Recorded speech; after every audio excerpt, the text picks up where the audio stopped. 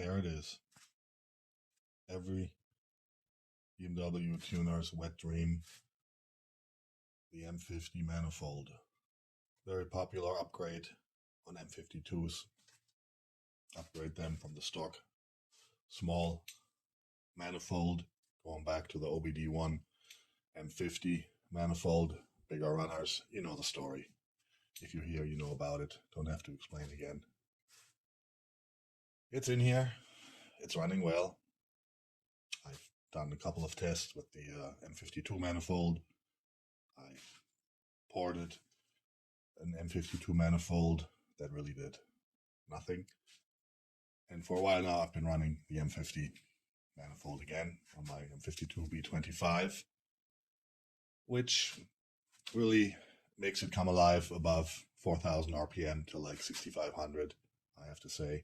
But the loss of, let's say, torque below 4,000 is obvious. Even with a good tune, you can play with the Vanos set point, you can play with ignition, some fueling, but that's about it. You can't beat physics, air speed, airflow.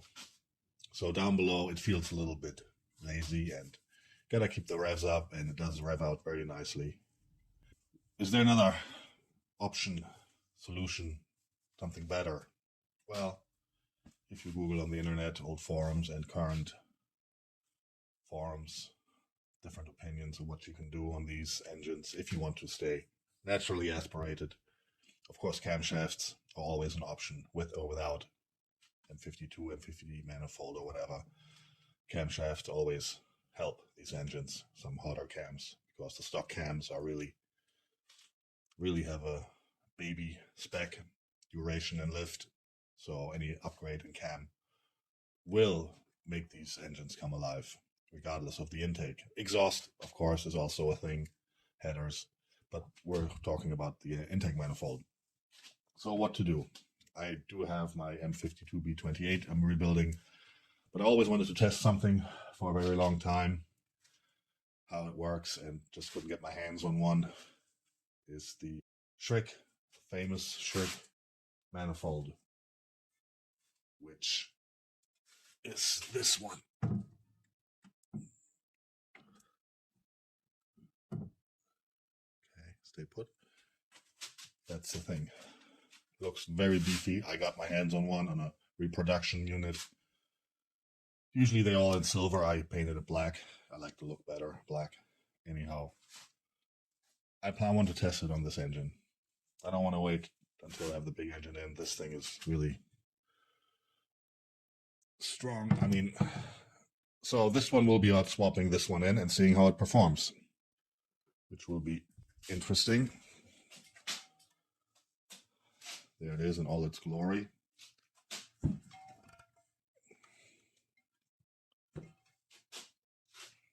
Here. I did clean up the ports. They were a little bit rough, so I smoothed the edges, polished it a little bit, or grounded. Not really mild. I wouldn't call it porting, but maybe just clean up. Now it's nice and smooth. Transitions. Dimensions are the same as on the M50, 55 by 25 approximately, and also the runners. But then the difference is this is more like the style of the old M52, of the stock M52 manifold with the runner design, longer, and they do kind of taper round and then to wide, which hopefully will aid in more torque below, and hopefully will not sacrifice too much top end.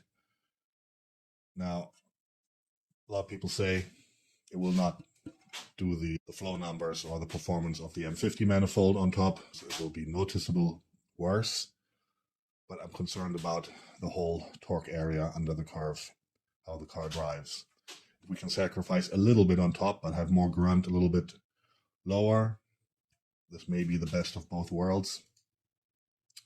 We'll see. I mean, if not, I can always go back to this one. I mean, I've swapped intakes out and back and forth numerous times. It's a little bit annoying, the job, yeah, but it's manageable. So we're going to test this one just for comparison. Here is a stock M52 manifold. I mean, you can just see how much smaller these runners are, but the general shape is similar. It's just wider runners. Also, you can see here, I mean, they're like 45, 22 opening of the ports. Huge difference to here. So this one, I mean, is known that it chokes the engine on top. Does have a lot of low-end grunt because airspeed is higher, but above 5,500 it just loses steam. It runs out of puff, so to speak. So first things, I need to swap some things over. Now this Schrick manifold, the other benefit is that you can plug and play, transfer all the connections from the M52 to the Schrick manifold. The provisions are all there, so nothing to be glued or hacked with. It's a plug and play swap, or should be. So we're going to transfer all of this over here. Yeah, that's the plan. Also, you're wondering, I mean, why even do this Schrick thing? For one thing, this one has a TÜV Gutachten, so you can have it registered on the car. It has a Schrick part number, which makes it legal if you want to make it legal. This one actually is not. Technically, it's in Germany not allowed to use it, or getting it registered is difficult. Will anyone know? No, because it's BMW. No one, I mean, this car is so old, no one really cares. It passes emissions, everything is fine, so I'm not worried about it. But this one, you can get it legalized. Now, the other thing is people have been the latest hype talking about is this guy here, which is the N54, N55 manifold, which supposedly is like the magic manifold for these engines and will bring much more power than even the M50 and all of this hearsay. So I just got one cheap just to have a look at it. Maybe do something. I started on doing an adapter myself. You can buy these 3D printed, you have to, or cast. But then all the connections are different.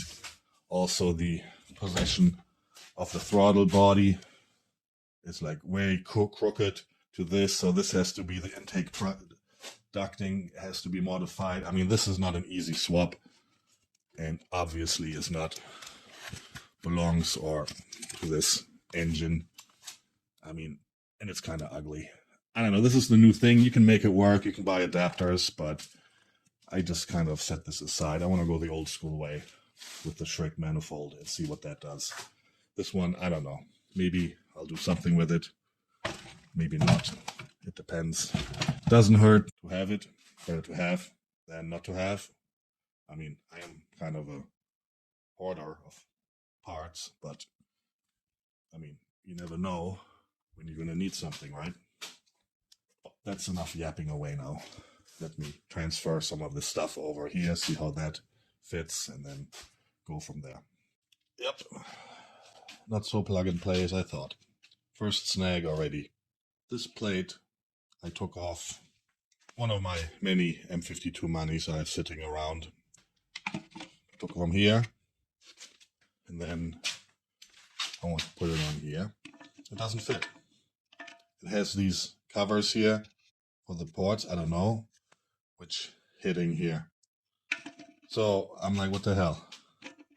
There's no way. I could now grind this down and cut, and I was like, let me check another M52 Mani I have. This one I was cutting up for some tests, and I removed this part. What can I say? This one doesn't have. The design is different compared to that one. You can see it clearly. Different design. I don't know. They must have changed something along the lines in the production for whatever reason. Well, I ran this one too, so this works anyways. And this one. The next issue I had, I cannot use these coarse threaded bolts like originally in the plastic manifold threads. This one worked. These are like finer thread. So I just went to look for some compatible screws I had lying around. So those have to be changed to, I don't know what the thread pitch is, but the normal machine thread pitch in this aluminum. I had these from, I don't know where. They fit, so I'm going to tighten this down. So that you can see there's things popping up, which, yeah, not expected. Intake is off, M50. I did get a phenolic spacer, 5mm, to reduce heat transfer into the aluminum intake manifold. We'll see how that'll work. Yeah, so this is now ready, and this is the old M50. Don't mind the glue job, epoxy, but it's tight, it's sealed. I was driving with this for a while, no leaks. That's how you used to do it. Cut it open and then put the adapter plate on the M50 and glue it with epoxy. So now this one needs to go in here. Manifold is installed, all hooked up for testing. Check for any leaks, vacuum, fuel leaks. I'm gonna prime fuel pump and see. Yeah, I ran into a couple of minor snags with this brake booster adapter. It's way too small. I had to put some tape around it. These I had to kind of elongate and put a washer. And yeah, the base plate of the M52. There's two different versions. But all in all, it's in. It's really a pain, really heavy. So let's see if it runs. Okay, here goes nothing. I hooked everything up, I think. I connected everything. No apparent fuel leaks. So let's just start it, I suppose. What's the worst that's going to happen, right? I'm going to blow up.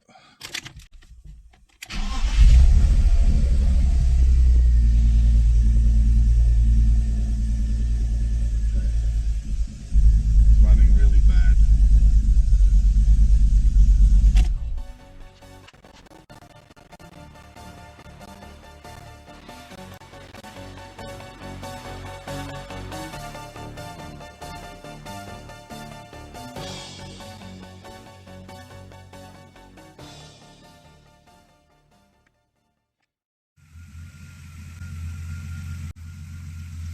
That's running now. I didn't connect the vanos or something. Wiggled it and now it's running fine. I checked the short-term fuel trims. Seem to be in order. Okay, it's running a little bit on the plus side because I have no air filter. It is plus minus 5%, so it's okay. No obvious leaks, vacuum leaks, but yeah, I'll have to monitor it and take it for a test drive. Also here in the car, revs up, fine.